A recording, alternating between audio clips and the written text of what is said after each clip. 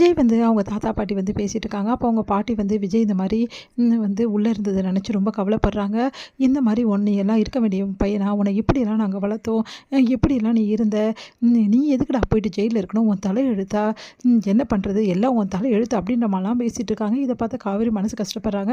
காவேரி எங்கள் மனசு கஷ்டப்படுற பரவாயில்ல சொல்லிட்டு விஜய் வந்து, பாட்டி இதோ நிறுத்துறீங்களா, சும்மா அதையே பற்றி பேசிகிட்டு இருக்கீங்க, இதில் என்ன ஆகிட போகுது, அதான் நான் வந்துட்டேன்ல, அதை பற்றி பேச நிறுத்துங்க அப்படின்னு சொல்லிட்டு அவங்க பாட்டி சமாதானப்படுத்தி கூட்டிகிட்டு போகிறாரு. இதை பார்த்து காவேரி மனசு கஷ்டப்படுறாங்க. என்னால் தானே விஜய் இவ்வளோ கஷ்டப்படுறாரு அப்படின்னு சொல்லிட்டு சோகமாக இருக்காங்க. இங்கே வந்து வெண்ணா ரூமில் இருக்காங்க. அப்போ வந்து காவேரி மனசு கஷ்டத்தோடு அப்படியே வந்து வந்துட்டுருக்காங்க. வெண்ணா வந்து இங்கே வா அப்படின்னு சொல்லிட்டு கூப்பிட்றாங்க. உள்ளே போகிறாங்க.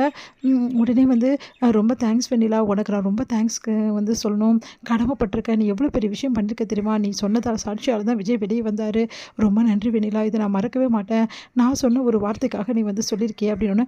பின்ன ஏன் சொல்ல மாட்டேன், ஏன்னா நீ உன் குழந்தை மேலே வைத்திருக்க குழந்தை மேலெல்லாம் சத்தியம் பண்ணியிருக்க, அப்போது குழந்தை மேலே சத்தியம் பண்ணால் நீ எப்படி மாறுவ, எப்படியும் விஜய் எனக்கு விட்டு கொடுத்துருவல அப்படின்னு ஒன்று அதிர்ச்சி அடைகிறாங்க. உடனே வந்து சொல்லு, எப்போ விட்டு கொடுத்துட்டு எப்போ போகிற அப்படின்னு சொன்னோன்னே அப்படியே அதிர்ச்சியாக பார்த்துட்ருக்காங்க. சொல்லு காவேரி அப்படி சொல்லிட்டு கேட்குறாங்க.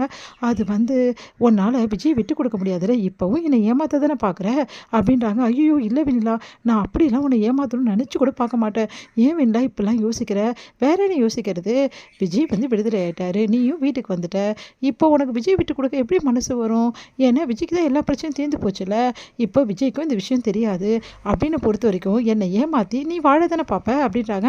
அதெல்லாம் இல்லை வெண்ணிலா, எப்போ நான் என் குழந்தை மேலே சத்தியம் பண்ணணும் அப்போவே நான் வந்து கண்டிப்பாக உன்னை விட்டு கொடுக்கணும் தான் நினச்சிட்ருக்கேன், கண்டிப்பாக உனக்கு நான் விட்டு கொடுத்துருவேன் அப்படின்னோடனே சரி சரி நானும் அதை நம்புகிறேன், ஏன்னா நீ குழந்தை மேலே சத்தியம் பண்ணியிருக்க, எந்த பொண்ணும் தன்னோட குழந்தைக்காக சத்தியத்தை வந்து மீறவே மாட்டா, அது எனக்கு நல்லாவே தெரியும், சரி எப்போ இந்த விஷயத்தை நீ விஜய்கிட்ட சொல்ல போகிற, ஐயோ வெண்ணிலா விஜய்கிட்டலாம் சொல்லிடாத, விஜய்கிட்ட சொன்னால் கண்டிப்பாக அவர் இந்த விஷயத்துக்கு ஒத்துக்க மாட்டார், அதனால் நான் விலகணுன்னே அதுக்கப்புறம் அவரே புரிஞ்சுப்பார், அதுக்கப்புறம் அவருக்கு சொல்லி நீ தான் புரிய வைக்கணும் வெண்ணிலா அப்படின்னோடனே நான் எப்படி புரிய வைக்க முடியும், அதுக்கப்புறம் நான் தான் உன்னை விரட்டி விட்டுட்டேன்னு நினைப்பார், எனக்கு தேவையா இதெல்லாம் அப்படின்னோடனே ப்ளீஸ் வெண்ணிலா நீ இப்போ எதுவும் சொல்லாத, பொறுமையாக சொல்லிக்கலாம், ஒன்றும் பிரச்சனை இல்லை, நான் வந்து விஜய் விட்டு போயிடுறேன், அதுக்கப்புறம் நீ பார்த்துக்கோ, கண்டிப்பாக வந்து நான் விஜய் விட்டு போயிடுவேன், என்னை நம்ப வெண்ணிலா அப்படி சொல்லிட்டு கையை பிடிச்சி சொல்கிறாங்க.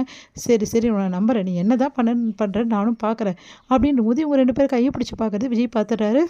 விஜய் வந்து அதிசயமாக இருக்கே, நீங்கள் 2 பேருமா இப்படி பேசிகிட்டு இருக்கீங்க, என்ன இவ்வளோ ஒத்துமையாயிட்டீங்க அப்படின்னு சொல்லிட்டு உடனே தாத்தாவும் பாட்டி அங்கே வர. ஆமாம், எப்போவுமே இவங்க 2 பேரும் எளியும் புலியுமா தான் சண்டை போட்டுப்பாங்க, இன்றைக்கி ஒத்துமையாக இருக்காங்க, நம்பவே முடியலையே அப்படின்னோடனே ஓ காவேரி வந்து உன்னை காப்பாற்றிட்டான்னு சொல்லிட்டு அவன் மேலே வந்து ரொம்ப அன்பாயிடுச்சா உனக்கு அப்படி சொல்லிட்டு பாட்டி கேட்குறாங்க. உடனே ஆமாம் ரொம்ப ரொம்ப அன்பாயிடுச்சு, காவேரி எனக்காக எல்லா விஷயத்தையுமே வந்து பண்ணுறா, அதுக்காக தான் ரொம்ப அன்பாயிடுச்சு அப்படின்னு சொல்லிட்டு அப்படியே வந்து பட்டும் படாமல் வந்து காவேரியை பார்த்து சொல்கிறாங்க வெண்ணிலா. அதை பார்த்த வந்து காவேரிக்கு பயம் உள்ளுக்குள்ளே பயங்கரமாக இருக்குது. உடனே வந்து சரிங்க பாட்டி நான் கிளம்புறேன், என்னடி கிளம்புறேன்ற, உன் புருஷன் இன்றைக்கி தானே வந்திருக்கான் வீட்டுக்கு, இதுக்குள்ளேயுமே கிளம்பி போயிடணுமா, ஏன் கொஞ்ச நேரம் இருந்துட்டு அவனுக்கு தேவையானதெல்லாம் பண்ணிட்டு போக மாட்டியா, இல்லை பாட்டி ஏற்கனவே ஒரே பிரச்சனையாக இருக்குது, நான் இங்கே இருக்கிறது எங்கள் அம்மா வீட்டுக்கு கண்டிப்பாக எங்கள் அம்மாவுக்கு தெரியாது, தெரிஞ்சால் பெரிய பிரச்சனை பண்ணுவாங்க, அதனால் நான் மாமா கூட கிளம்புறேன், நீங்கள் தப்பாக நினச்சிக்காதீங்க அப்படின்னு சொல்லிட்டு கிளம்புறாங்க. இங்கே விஜய் கிட்ட எதுவுமே பேசாமல் காவேரி வந்து பாட்டிக்கிட்ட மட்டும் சொல்லிட்டு கிளம்புறாங்க. விஜய் வந்து ஏன் காவேரி என்கிட்ட, காவேரி ஒரு நிமிஷம் நில்லு அப்படின்றாரு.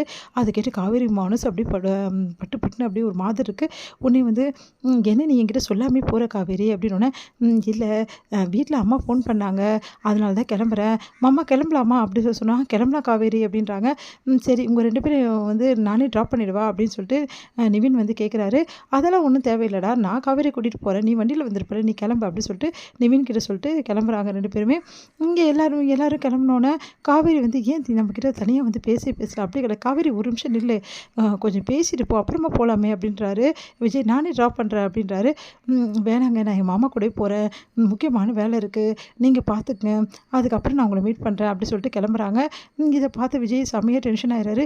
ஏன் காவேரி இப்படிலாம் பண்ணுறா, என்னை ஏன் அவாய்ட் பண்ணுறா, ஒன்றுமே புரியலையே அப்படி சொல்லிட்டு யோசிக்கிறாரு. இதையெல்லாம் பார்க்குற வெண்ணிலா அமைதியாக இருக்காங்க. காவேரியும் பார்க்குறாங்க, விஜயும் பார்க்குறாங்க, அமைதியாக இருக்காங்க. அடுத்து வந்து இங்கே என்ன பண்ணுறாங்க, காவேரி கிளம்புறதை பார்த்து பாட்டி டென்ஷன் ஆகி வந்து வீட்டில் வந்து தாத்தா கிட்ட சொல்கிறாங்க, இந்த காவேரிக்கு கொஞ்சம் கூட பொறுப்பு இல்லை, புருஷன் வந்திருக்காளேன்னு கொஞ்சமாவது இருக்காளா பார்த்தியா அப்படின்னு சொல்லிட்டு திட்டிட்டு இருக்காங்க.